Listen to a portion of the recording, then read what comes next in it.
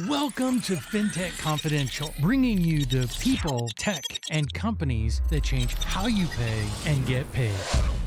Bitcoin, it posted an 8% September gain. The Syndicate Network announced that it's going to be one of the first decentralized autonomous organizations. FXC Intel reported 9 major banks forming a consortium. The SEC published its rulemaking agenda.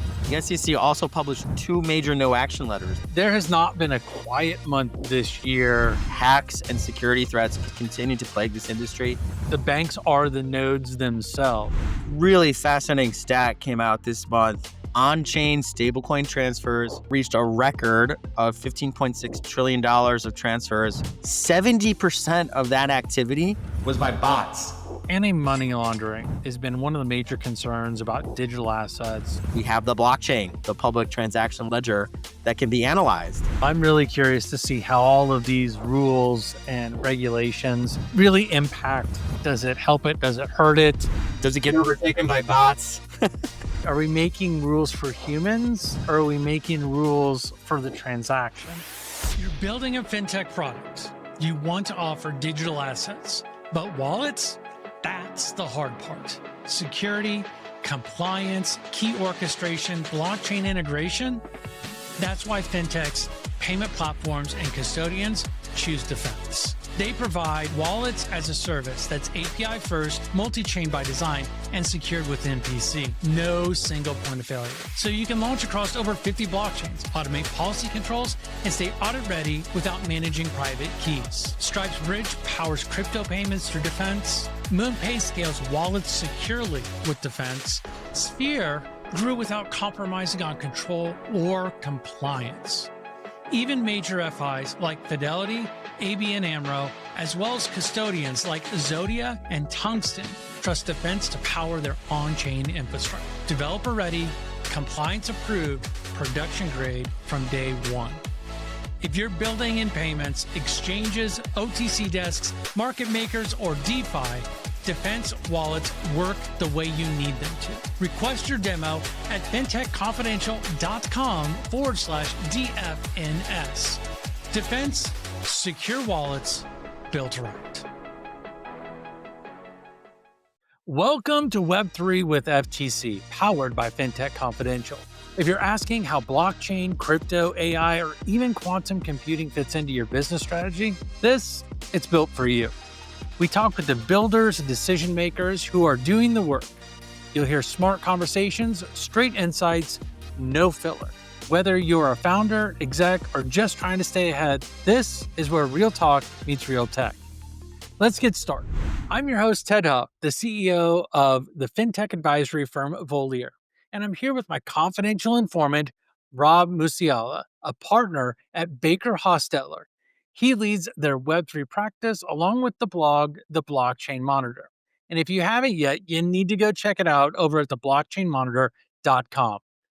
Welcome back, Rob. I'm excited to review all the different things that have moved Web3 in September of 2025. Thanks, Ted. Always good to be here. It's been an exciting month. Lots going on. We're going to start this month out with a little bit of a lightning round. I'm going to blast through some of the key things. You'll blast through a few things. I wanted to quickly hit on the things that we found really interesting this month. Digital assets, everybody leans heavily into Bitcoin. So I want to start there first. Bitcoin, it posted an 8% September gain. It hit $116,000 per coin. That was before there were over $3.45 billion in liquidations, pulled all the way back to 111,800. Now, mind you, that didn't stop anything because Tether added 8,888 coins, nearly $1 billion to their reserves. The top miners produced mixed results across September operations. The largest global bank published a set of $165,000 price target on Bitcoin. Now, that's not the only one that we talk about a lot. We talk about ETH a lot, and it's whipsawed back and forth between $3,900 and $4,700 during September. It weathered a $795 million in record ETF outflows, while the Dencun upgrades slash layer 2 gas fees by about 90%. It also drove the total DeFi value locked up for about 40% year over year increases. Corporate treasuries, they control 3.5% of the ETH supply, and that's topping Bitcoin's 3.4%. Because of everything that's going on around staking, we're seeing a surge in the staking activity, and that's really starting to drain some of the available supply. I can't go without talking about XRP either. I mean, it traded between 65 cents and 79 cents a coin. They did expand across Asia and EMEA for some bank partnerships. They increased their payment volumes. This really validated the international strategies that Ripple's had forever. The meme coins, they aren't going to go away. We're still having a lot of fun with that. They started to stabilize. We've got Doge and Sheeb that have flatlined. Pepe jumped on a bunch of NFT and DeFi tie-ins. And late in the month, there was a whole bunch of sales that happened and really just pretty much erased all the gains that you found in the meme coins. They're still getting a lot of pressure. Grok and Wojak spiked, fading amid a bunch of social-driven moves and fresh warnings about pump and dump risks that came out from regulators and legal commentators. That's what I saw in the market around the coins themselves. What were you seeing in the layer one, layer two space? Couple notable developments on the DeFi front. The Syndicate Network announced that it's going to be one of the first decentralized autonomous organizations, or DAOs, to operate under the state of Wyoming's Decentralized Unincorporated Nonprofit Association, or DUNA framework. And so that's very exciting because this framework has been in place for a little while, but DAOs have been hesitant to embrace it. And now we have a major DAO that has made the decision to go that route. Ondo Finance in September launched the FDIT token, which they call an on-chain tokenized money market fund. On the centralized exchange front, cryptocurrencies exchange Bullish, which services the institutional market, announced that it has been granted a BIT license by the New York State Department of Financial Services, which is a major development and a major license. And then Fold, which is a publicly traded company in the US, announced it has launched a credit card that will enable users of that card to earn Bitcoin as rewards for credit card purchases. So those are a couple of key updates. That brings me right over to the stablecoin side of the house. Tether this month unveiled USAT, a US regulated stablecoin, and it's really designed to comply with the Genius Act. Not only that, but they appointed Bo Hines as CEO while tapping Anchorage Digital as issuer and Cantor Fitzgerald as reserve custodian to accelerate their US compliance. And they're really trying to make this happen before the end of the year. But that isn't where it stops. I mean, we have Circle and Kraken expanded their partnership to deepen liquidity, reduce conversion fees, and scale global access for USDC and URC. This is signaling continued institutionalization of fiat-backed stables and exchange rails. What was really interesting to me also was FXC Intel reported 9 major banks forming a consortium launching a MICA-compliant Euro stablecoin by 2026. This is interesting because it's underscoring the EU's ambitions to build a domestic alternative to USD peg stablecoins.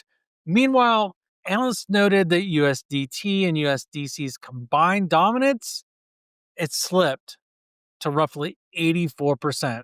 Now, this is really just reflecting growing competition from new issuers and evolving post-Genius Act dynamics, despite rising absolute market caps. What else have we got going on in the regulatory area? A lot happened from a regulatory perspective in September. I'll give a brief overview now and we can dig into some of this. From the SEC perspective, the SEC published its rulemaking agenda, and that agenda includes multiple agenda items related to crypto assets. The SEC also approved rule changes allowing generic listing standards for crypto ETFs, which will make it even more easier to launch a crypto ETF product. The SEC also published 2 major no-action letters. The first one addresses a DePIN network token, and the second one addresses state-chartered crypto custodians. At the same time, the U.S. Department of the Treasury was very active. They published an advanced notice of proposed rulemaking addressing topics that will be considered as part of the forthcoming regulations that will interpret the Genius Act, and there'll be a notice and comment period there. And then in more stablecoin news, the Wolfsburg Group, which is a global anti-money laundering watchdog organization, published detailed guidance for banks servicing stablecoin issuers, providing those banks with a lot of detail on steps they need to take to effectively service stablecoin issuers and meet their AML obligations. Relatedly, the New York Department of Financial Services issued new guidance in September addressing the use of blockchain analytics tools by banks that are servicing the crypto industry. And a lot of that is focused on anti-money laundering considerations as well. There has not been a quiet month this year when it comes to regulatory and legal side of the house of this. You've got to be busy as can be with all of these things going on. I'm still having fun. Well, that's good. That's good. It would be really bad if you aren't having fun with it. Through all the things that we just talked about from the lightning round and really just kind of blasting through all those, what are some of the trends that you're seeing and how is that positioning how you think about digital assets in Web3? My takeaway is that regardless of what happens in Congress, this SEC and the crypto task force is moving full speed ahead.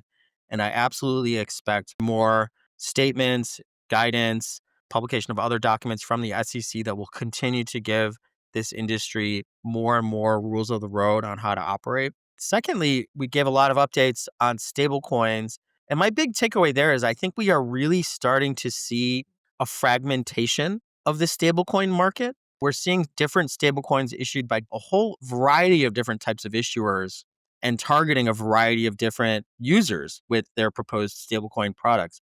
So I think as this market is growing, it's also fragmenting. Finally, we haven't talked about the hacking events yet. As a key takeaway, that's another one is hacks and security threats continue to plague this industry and continue to really be, in my view, the biggest threat to adoption of crypto into the mainstream financial system. Anytime you have an area of value, there's always going to be a bad actor that's really trying to figure out how do I get something for nothing. I'm not surprised that that's going on. The things that I've started to see that I thought were really interesting, I think it's kind of funny because I'm looking at how much definition is going on in all of the regulatory spaces. Gosh, I still remember a couple years back, the regulators were all like, we already have rules for that, use that. We already have rules for that, use that. And now, with the change in perspective, we're starting to see the nuances of all these little pieces come in. The DePIN piece really is also providing those additional guardrails that you talked about to define what is and what isn't a security, what is and isn't a utility, what is and isn't a means of stored value. It really is defining that. And I think that's why we're seeing so many new players come into the stable coin, the fiat backed stable coins. That's been huge. It's really starting to look like we may have just as many stables as we do traditional coins. The reason why I say that is it looks like they're starting to become community and or purpose built instead of having a centralized, standardized stable. Perfect example is we've got those banks in Europe that are pulling it all together and consolidating and making one. We've got two of the largest financial institutions in the US that are partnering on a stable coin. It's like we're seeing groups of people, organizations coming together and saying, let's use the same thing, but one that only we agree to, not something from a third party. What is your thoughts on the community or the tribe-based usage? I agree with you 100%. And it gets very nuanced very quickly as you drill down on it. One way to think about it, on the one hand, you've got stablecoins that are issued by banks or traditional financial institutions that are targeted at the traditional financial services space. And all the way on the opposite end, you've got stablecoins like the new MetaMask stablecoin that was issued in September. Oh, yeah. Perfect example of a stablecoin that is being issued not by a financial services company, but by a native cryptocurrency company, a very well-known one, and one that is well known for its A software wallet too, right? for its wallet software. That clearly is not at all targeted at the traditional financial services space and is instead very much targeted at MetaMask users, people who are familiar with the MetaMask software and trust that software and want to use a stable coin that is launched by the same company that builds that trusted software. Coming back to the TradFi side, Even within the banking community, there's a split between how to best go about launching a stablecoin. We have a great example of that in the month of September with one of the largest European banks, its US dollar-based stablecoin on its own. At the same time, a group of European banks are banding together, announcing that they plan to launch a stablecoin through a consortium. It begs the question as to what is the right model for a traditional financial services organization to step into the stablecoin space. Will it just be if you're big enough, you go at it alone, or if you're a mid-tier bank or a smaller bank, you group together? Maybe, but it may not be that simple. It also may have a lot to do with what is the ecosystem that you're targeting with that stablecoin. Does it make sense for your stablecoin to interoperate with other financial institutions, or does it make more sense to be more of a moat that you're using to sort of protect your market share? Really, there's a battleground. If you look outside of Europe and the US, it's kind of like, yeah, we'll use Tether. But you look at Europe and the US, this is where I think all the segmentation is really showing itself. And then the other piece is there's a handful of financial institutions that use a US pegged stablecoin to move money within a number of financial institutions. The banks are the nodes themselves, right? So it's not like it's using an external node. The bank is the node. We're going to see more of that style outside of the US and Europe. And when they need to interact with Europe or the US, then they're going to move into some of these more mainstream major ones. One of the other things that I thought was interesting is I was reading an article where there's a gentleman that attended a conference around digital assets here recently. They were using PYUSD as a US entity to pay rent on offices in Europe using that coin. That type of a use case and the other type of use case that I just talked about are really where you're seeing some of the market share that we have been reporting on and been seeing a lot of around the USDC and USDT. I don't know if it's that really the market is moving away or more that we're realizing the different ways that those other stables are being used.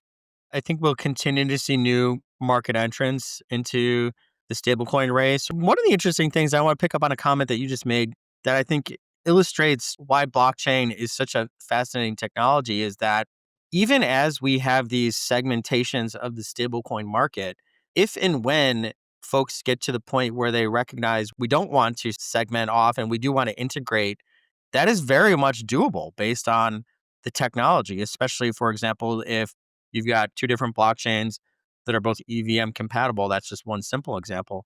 But there are a lot of ways that stablecoins that are being built now could later be integrated with other stablecoins. And that's just one of the really interesting aspects of blockchain technology that makes it different than, for example, a centralized central bank digital currency, in which case integrations would be a huge headache and very difficult to manage. That's just one thing I want to point out as we point out the segmentation, the concept that stitching these different segmented markets together may in fact happen over time and is very much technically possible. Well, as you talk about, Rob, the being able to be compatible and to be able to cross link or bridge these different things across places, I think it's going to be more and more important to have that cross compatibility because what we're seeing is the fiat based stable coins being leveraged in agentic AI as a payment mechanism to move things faster and quicker. We're going to see more and more volume happening. You had mentioned earlier that there's an article that was talking about how much volume, and I can't remember the number, so I'm going to lean on you, man. What volume was in that? Really fascinating stat came out this month that reported on stablecoin transfers in Q3 of 2025 and found that on-chain stablecoin transfers, first of all, reached a record of $15.6 trillion of transfers in Q3 2025. But even more interesting than that, 70% of that activity was by bots. So it appears as though right now the largest segment of stablecoin activity is not even humans, it's agentic bots that are actually facilitating these transfers. Obviously, there are humans behind this behavior, but I find it fascinating to see how the programmability of stablecoins is really being utilized and is really being applied probably in all sorts of ways. And how, to your point, Ted, we have major US financial services firms that are picking up on this trend and that are releasing tools to help facilitate AI and agentic stablecoin payments. And I absolutely do think that that crossover between AI and crypto is going to be a high growth area in the immediate to short term. And it'll be really interesting to see what kinds of new business models may arise as the capability to enable agentic stablecoin payments continues to evolve and as the tools that allow it continue to evolve. Support provided by Skyflow. What if you could build fast but not break privacy? What if you could ensure data privacy, governance, and compliance with just a few API calls? What if you could worry less about PCI requirements while actually improving privacy and security? How much more time would your team have to truly innovate? How much faster could you build and ship new features? How much more powerful could your app be? Skyflow is a zero-trust data privacy vault delivered as an API. Skyflow's radically simple design lets you collect, secure, and tokenize personal information like card data and payment details. And with built-in features like encrypted data analysis and sharing, anonymization, and advanced governance, your days of choosing between data security and data usability are over. Whether you're just concerned with PCI compliance or need to go further to include CCPA, GDPR, SOC 2, and beyond, Skyflow has you covered. What if you could build fast but not break privacy? With Skyflow, you can. Visit skyflowsecure.com today to learn how. I can't believe 15.6 trillion with a T. That's not a small amount. And think about all these different things that are going on. And we're just at the beginning. We're not even in the second half of the first inning of the game. It's like we have one out and it feels like the bases are loaded right now, for me to use my really bad baseball analogy. I want to remind everyone that even with the 15.6 trillion stat, this is still overall a very small segment of the global financial system. The point I think, Ted, that you're trying to make is that this is a fast growing segment, and it absolutely is. And that 15.6 trillion number really highlights that. It'll be really interesting as we continue to see this. I mean, it was the last week of September, I received an email for my Coinbase account, and they are mobilizing their user base to speak up against some of the pieces that are going on around the rewards for stable coins. And I know that's one of the big places that the lobbyists are really focusing in on the Clarity Act, is to really move what can and can't be done around rewards in the Genius Act and really start to reel that back in, to give that back to the traditional financial institutions the same way that they have it right now for traditional deposits. And I'm wondering if that has anything to do with having them run on deposits and moving them from the traditional deposit infrastructure on a DDA or in some sort of an account over to stables, because the rewards are better in stables. They're trying to protect against that. I'd love to get your perspective on that before we dive deeper into the regulatory side. That is the concern that was expressed by banks in a letter where the banks addressed a certain provision in the Genius Act that essentially says that payment stablecoin issuer is prohibited from paying interest on its stablecoin.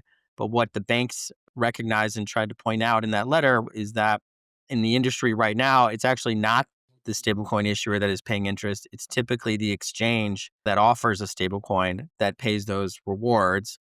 And the banks call that a loophole and are moving to try to close that loophole in either rules or amendments to the act. The crypto industry has resisted this very heavily. This is one of the main issues that I think we'll see play out as the regulations are issued and as any amendments that come out of the pending market structure legislation come into play. I think the larger concern that you picked up on, Ted, is whether there are a lot more and more and more pieces of the Genius Act that will get changed as a result of the pending market structure legislation that's pending before Congress.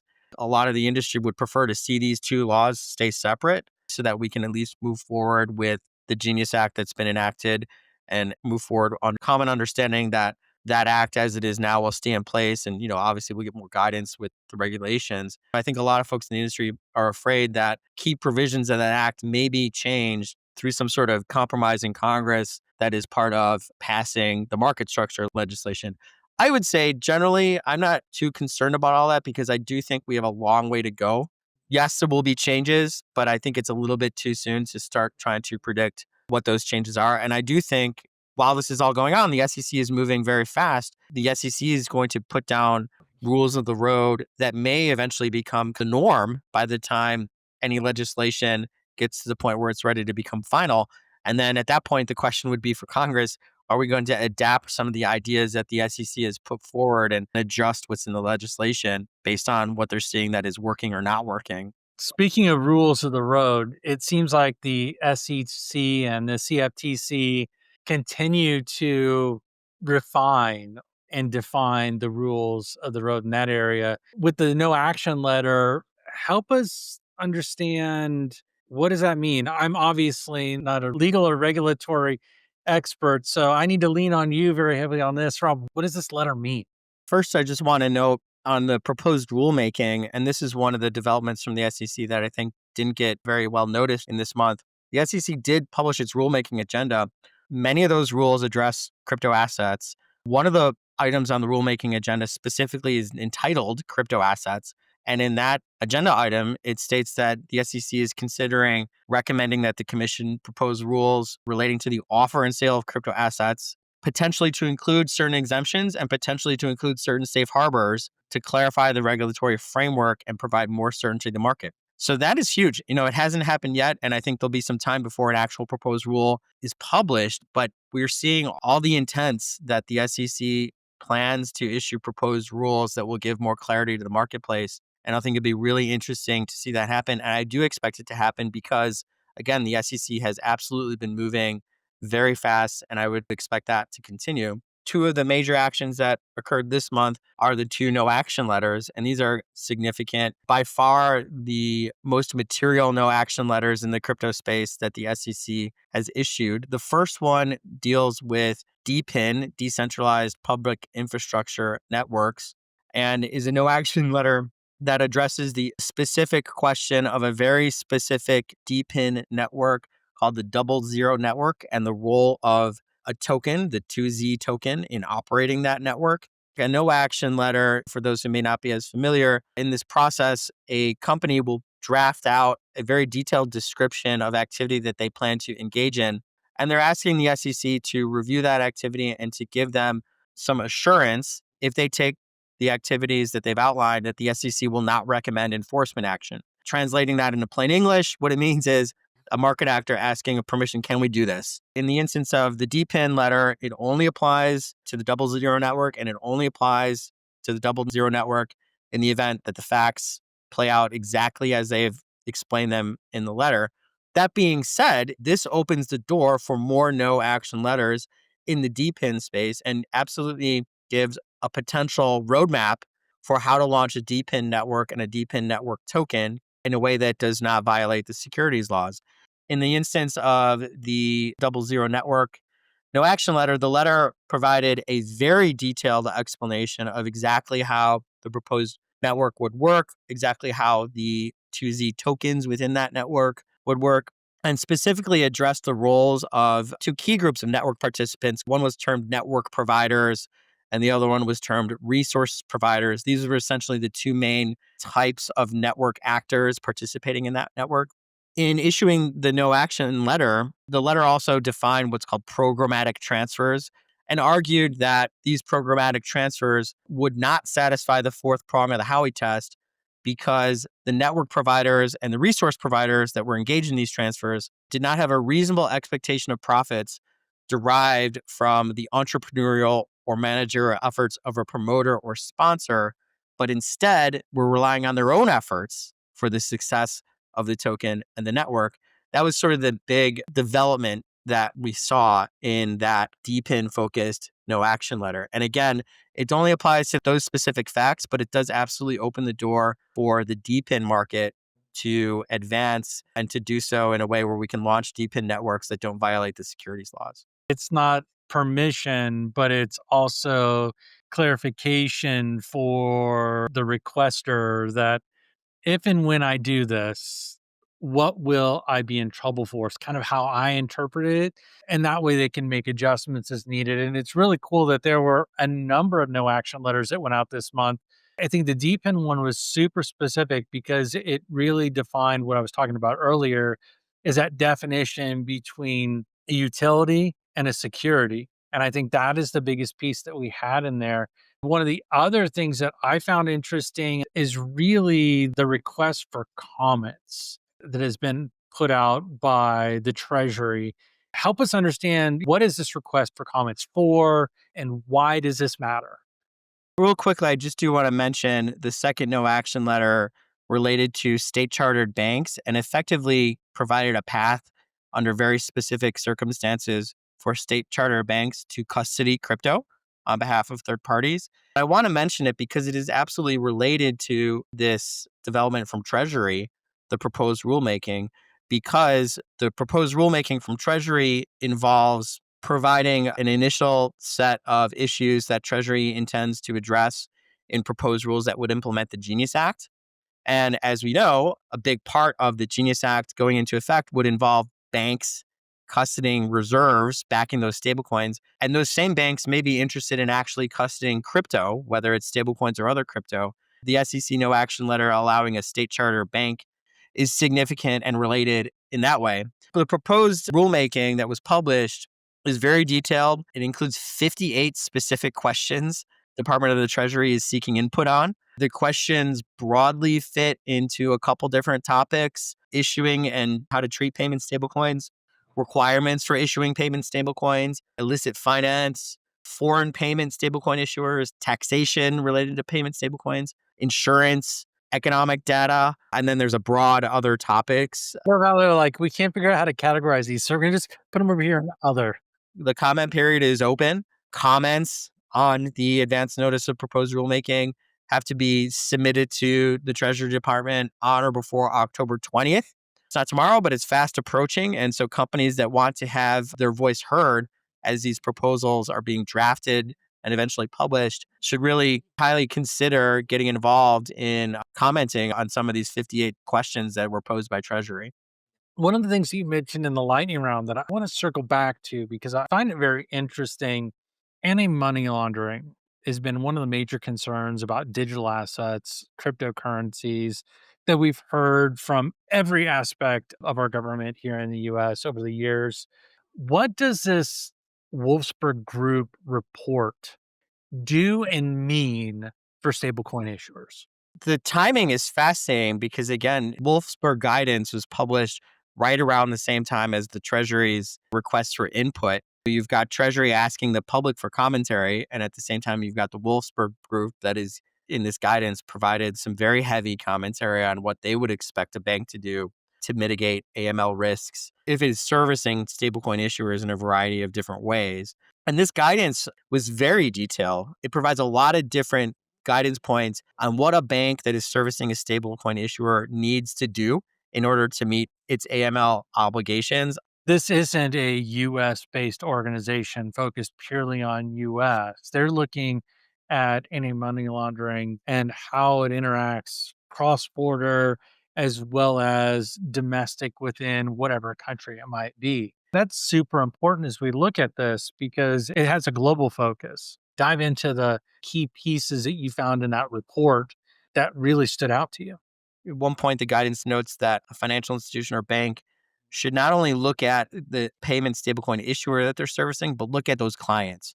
So this is the concept of knowing your customer's customer. Yeah, you should be evaluating who this stablecoin issuer is that you're banking, but you should also look at who they're sending those stablecoins to on the other side. It talks about how a stablecoin issuer should have a bespoke financial crime risk management program and how the bank needs to evaluate stablecoin issuers program and gives a variety of different areas that the bank should assess in analyzing that program.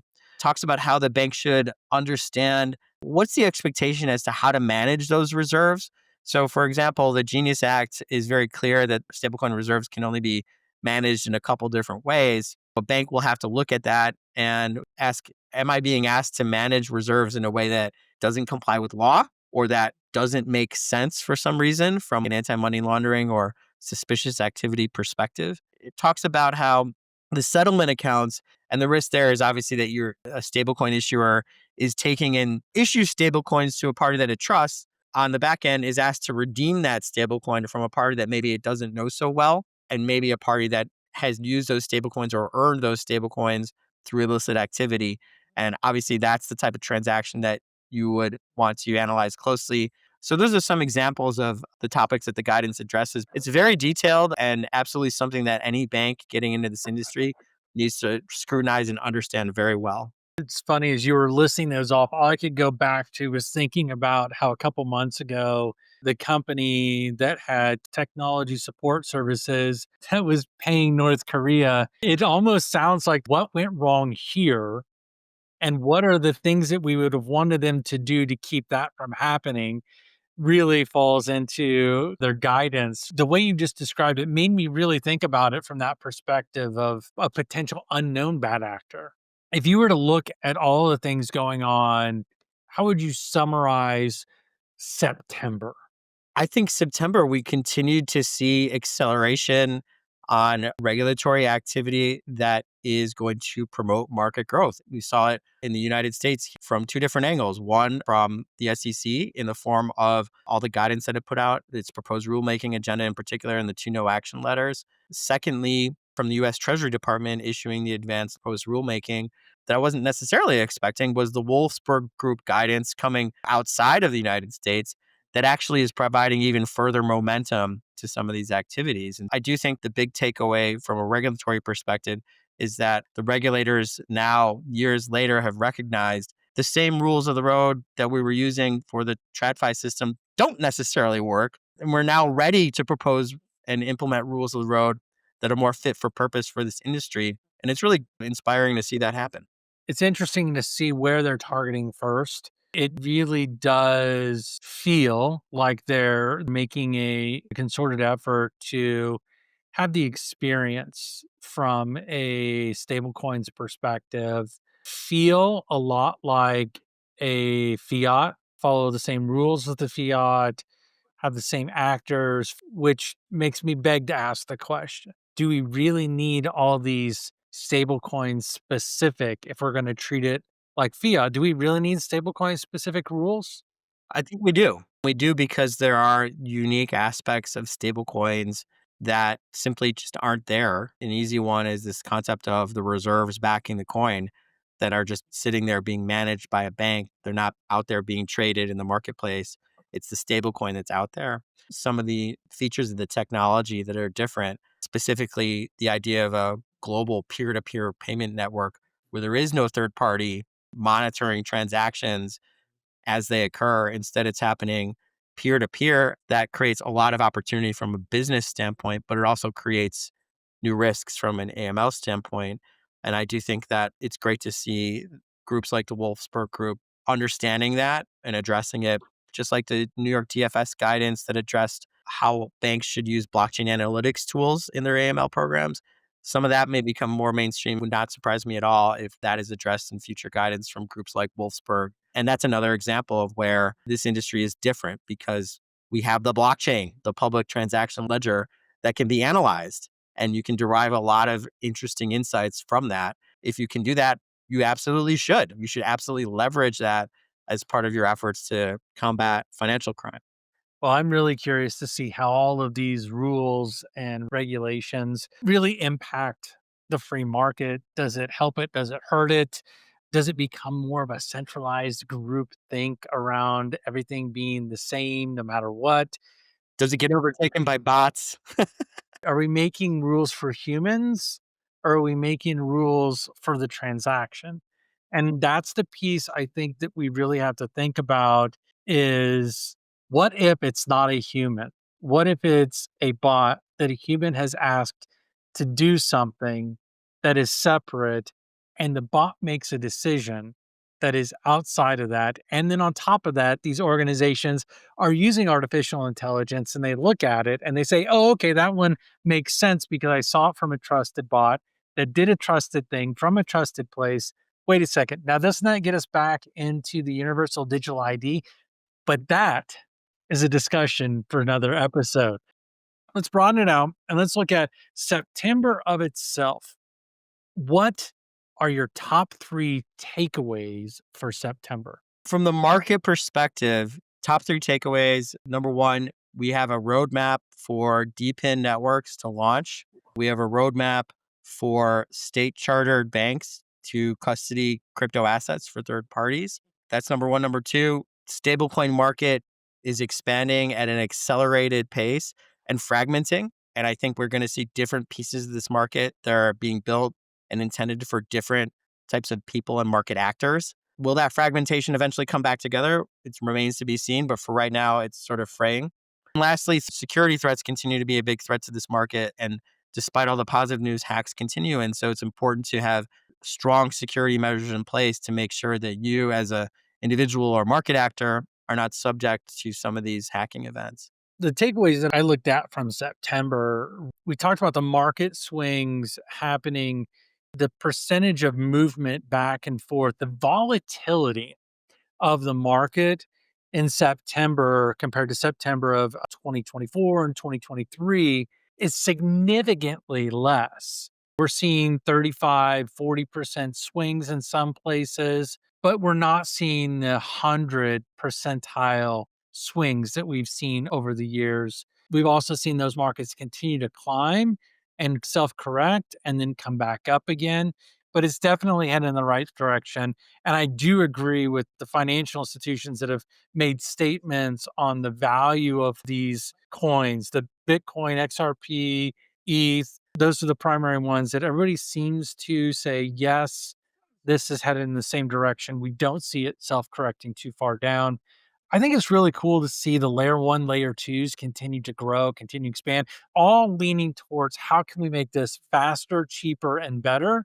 That leads me into my last piece that I've noticed is the agentic AI really making a move forward and leveraging all the things that we just talked about. All of these things that are in place there really are allowing us really to move value at a pace and a speed and a frequency and an ease that we have yet to fully realize.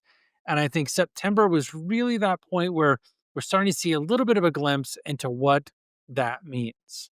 Agreed. And from the perspective of agentic payments, we're really moving into uncharted territory for financial services. Rob, thank you for joining me for another monthly wrap up. This has been fantastic. It has really allowed me to dive deep and really analyze this stuff over time.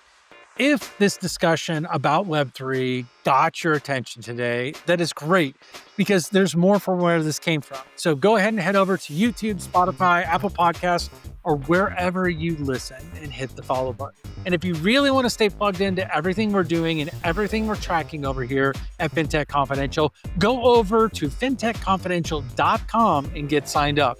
That's where all the deep dives as well as future episodes live. You'll be able to learn lots more. Be sure to share this with someone who's serious about where fintech is going. And as always, keep moving forward.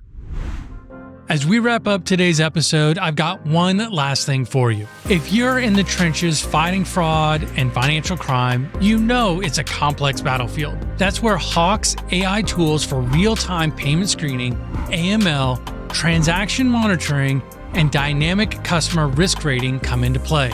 These aren't just buzzwords, they're game changers designed to make your compliance more effective and less of a headache. Imagine slashing through false positives with precision and giving your compliance strategy the edge it needs. Head on over to gethawkai.com to sign up for a demo and discover how their platform can revolutionize how you fight fraud and financial crime. This has been a production of DD3 Media, with all rights reserved. This is provided for informational purposes only. It is not offered or intended to be used as legal, tax, investment, financial, or other advice. We strive to provide accurate and up-to-date information, but will not be responsible for any missing facts or inaccurate information. You comply and understand that you should use any of this information at your own risk. Cryptocurrencies are highly volatile financial assets, so research and make your own financial decisions.